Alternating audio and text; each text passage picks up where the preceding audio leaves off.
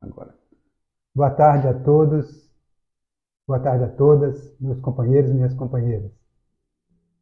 Nossa reflexão hoje vai ser bem direcionada, vai ser um rol de questionamentos que nós vamos fazer ao maior partido de esquerda da história do Brasil e, quiçá, um dos maiores do mundo. Eu estou aqui com o companheiro Pigatti. Ocasionalmente nós nos encontramos para fazer essas reflexões. Queria passar a palavra para ele e iniciar o nosso debate de hoje. Pois é, Kleber, quando você fala do papel do PT, nós temos que lembrar que é o papel da esquerda no Brasil, e incluindo aí todos os partidos do espectro de esquerda e todos os movimentos sociais, né, que fazem a luta da classe trabalhadora, que fazem a luta de classes. E nós sabemos que na sociedade só existem duas classes. Não tem diversas classes. Né? Essa história de centrão que tem aí, não existe centrão. Ou você está defendendo a classe trabalhadora e você é considerado de esquerda, ou você está defendendo quem controla os meios de produção e você está do lado da direita. Né? Nós vivemos numa sociedade capitalista, então nós temos quem vive do seu próprio trabalho, que é a classe trabalhadora, e quem vive do trabalho dos outros.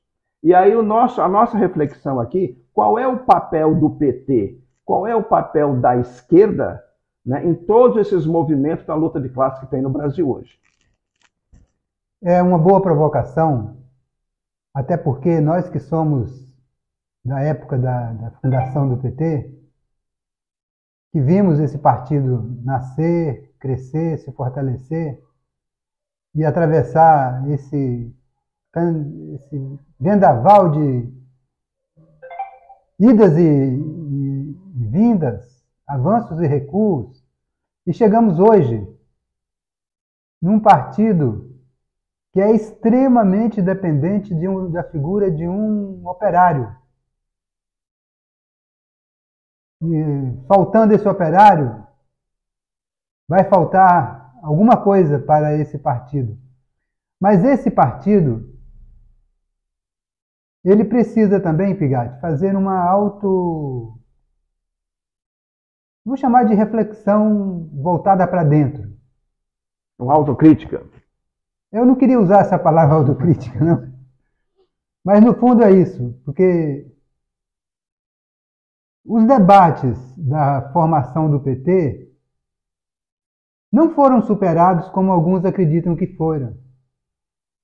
O partido ao qual eu me filiei e no qual eu queria e quero continuar militando é um partido marxista, socialista, que defende não o socialismo utópico, mas o socialismo real, possível, de acordo com as circunstâncias e as necessidades e as possibilidades de sua época, de seu tempo e das condições materiais do momento.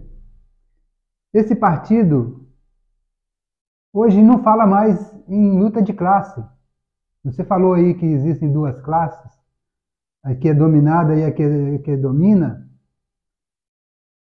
E é verdade, mas hoje muita gente no PT e na esquerda, de uma maneira geral, não tem mais esse entendimento.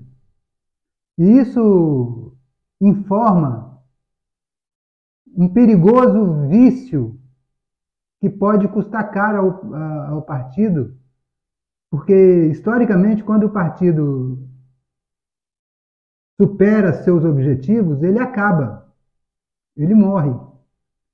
Eu acho que não é o fim do PT ainda, mas o PT precisa se cuidar, porque os principais dirigentes do partido não falam mais sobre luta de classes, como se tivesse acabado a luta de classes. Eu acho, Kleber, que nós temos que sempre lembrar, vários companheiros nossos, você, eu e outros companheiros nossos, nós ajudamos a construir o Partido dos Trabalhadores, dentro de um espectro de partido de esquerda.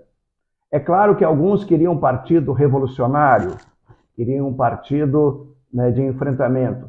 Não foi bem assim que surgiu. De ruptura revolucionária. De ruptura revolucionária. Mas surgiu um partido de esquerda.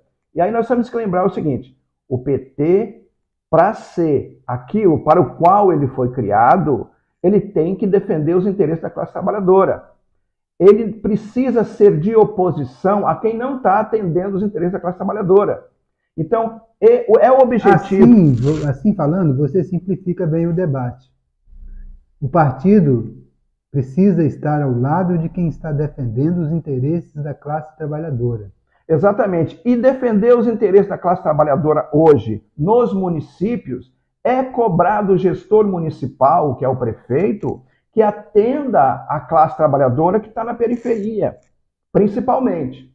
Não só na periferia, mas principalmente. E prioritariamente. E prioritariamente. É cobrar do governador do estado, no caso da unidade federativa, que atenda os interesses dos trabalhadores, da classe trabalhadora. É cobrar também da União, do governo federal, todas as políticas públicas voltadas para atender o interesse dos trabalhadores. E quais são os interesses da classe trabalhadora?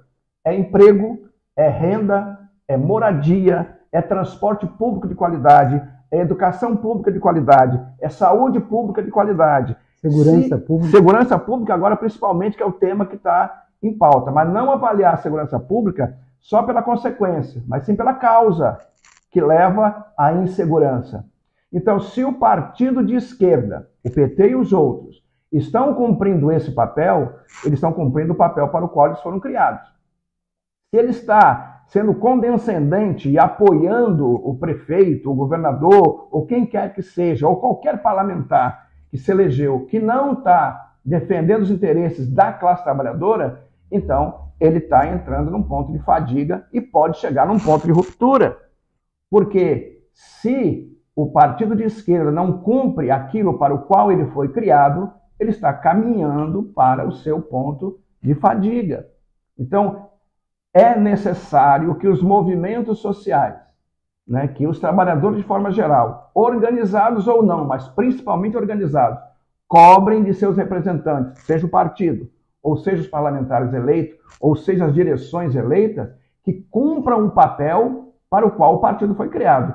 É ser de oposição. Ser de oposição não é fazer baderna, não é fazer bagunça. Ser de oposição é ir lá e cobrar que o Estado, seja o município, o Estado ou a União, não atenda só o interesse dos empresários, dos banqueiros, dos latifundiários, mas sim atenda principalmente os interesses de quem produz a riqueza do país, que são os trabalhadores.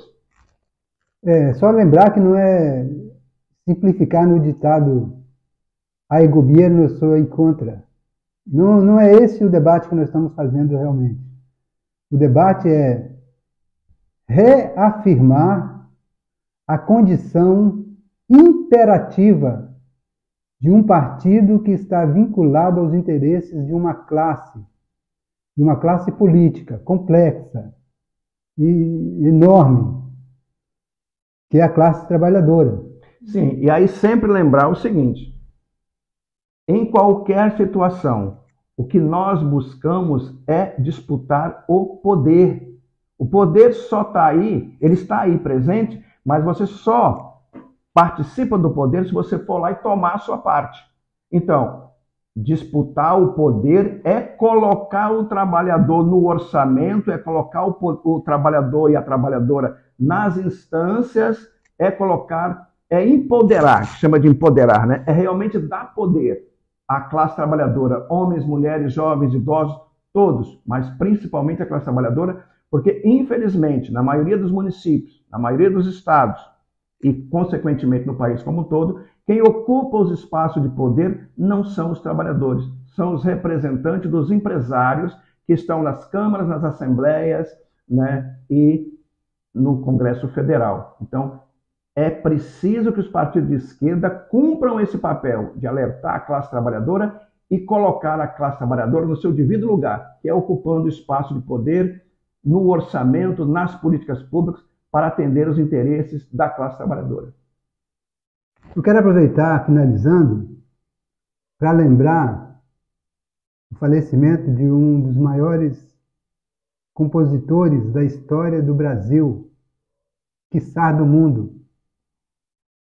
Meu querido amigo, companheiro Lô Borges, que tem uma obra maravilhosa, e entre as obras que ele teve o privilégio de nos presentear, nós tivemos o privilégio de ser presenteados por ele, está uma música que fala da classe trabalhadora a partir de um embate.